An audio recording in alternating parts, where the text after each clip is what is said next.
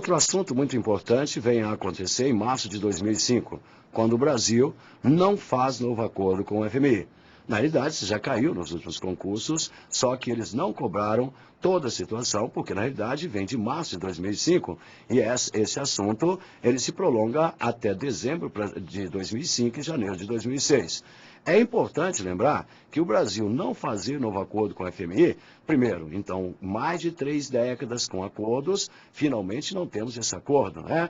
Então, indica isso que o FMI não pode mais fazer as exigências, quer dizer, aquela cartilha que implica em recessão para o governo brasileiro e a própria sociedade brasileira. Mas também é fundamental lembrar que o Brasil não faz novo acordo com o FMI, não quer dizer que o Brasil rompeu com o FMI.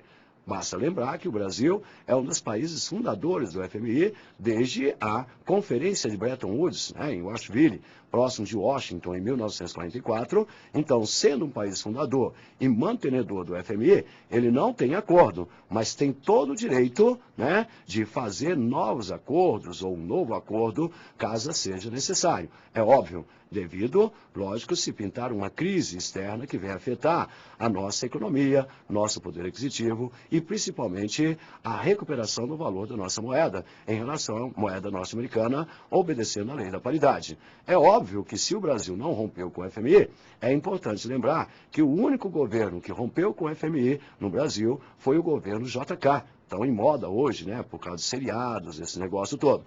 Importante lembrar que JK, ao romper com o FMI, foi obrigado a permitir a entrada de outras fontes de recurso, principalmente com a entrada das filiais das multinacionais, contratos de exploração dos recursos naturais do Brasil, como a Serra do Navio no Amapá, para indústria, comércio e mineração, e é lógico, foi obrigado a emitir mais papel moeda do que o permitido pelo nosso PIB. Iniciando, avançando a partir desse momento, um processo inflacionário.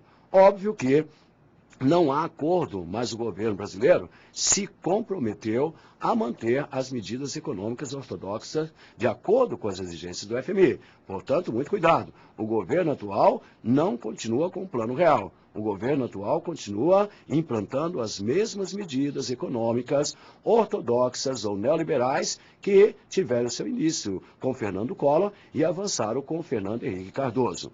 Outro fato interessante é que, se o Brasil não faz um novo acordo com o FMI, mas se compromete a manter as medidas, as exigências do FMI, então não esqueçam, o Brasil mantém um superávit primário, que o FMI exige, que é no mínimo de 4,25%, e já no ano de 2005 foi de 4,8%. Olha bem, então isso significa de 4,25% para 4,8%, bilhões de reais a mais, que nós economizamos. Óbvio que também manteve o superávit comercial, onde o ano 2005, desde 1947, quando começou a ser feito esse tipo de cálculo, nós batemos o recorde. Pela primeira vez, o Brasil teve um superávit comercial de quase 45 bilhões de dólares e, pela primeira vez, ultrapassamos os 100 bilhões de dólares na exportação. É importante também que o Brasil mantém os juros internos elevados, através da taxa Selic, que vem caindo, mas não vem caindo na proporção como normalmente deseja a economia, a sociedade brasileira. É importante, então, lembrar que, se os juros internos são elevados, o Brasil ainda permanece sendo o país que mais dá lucro para o capital especulativo.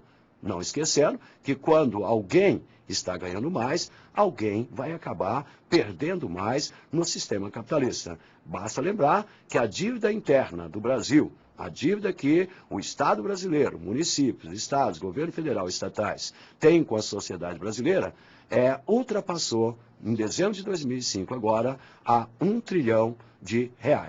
Óbvio também que a sociedade brasileira perde condições de consumo de crédito, porque a taxa Selic muito alta acaba reduzindo a oferta de dinheiro no mercado, principalmente nos bancos comerciais, onde então os juros comerciais continuam, permanecem estratosféricos no Brasil, inviabilizando o financiamento da economia nacional, tanto para o cidadão como para as empresas e empresários. Observação importantíssima. Em dezembro, de 2005 para janeiro de 2006, o governo brasileiro anuncia o seguinte: o pagamento antecipado da dívida de 15 bilhões e 500 milhões de dólares que devia ao FMI e as dívidas com a ONU, cerca de 150 milhões de dólares, e a dívida de cerca de 2 bilhões e 500 milhões de dólares a um grupo privado da Europa, o famoso Grupo de Paris, né? E já anuncia também a compra de cerca de 20 bilhões de dólares de títulos da dívida externa brasileira. Portanto, agora, não podemos mais dizer que o Brasil não está pagando o principal da dívida externa. Também não podemos deixar de levantar que, ao antecipar para dezembro de 2005, o pagamento da dívida com o FMI, estamos economizando juros só com o FMI de 900 milhões de dólares que teríamos que pagar em 2006.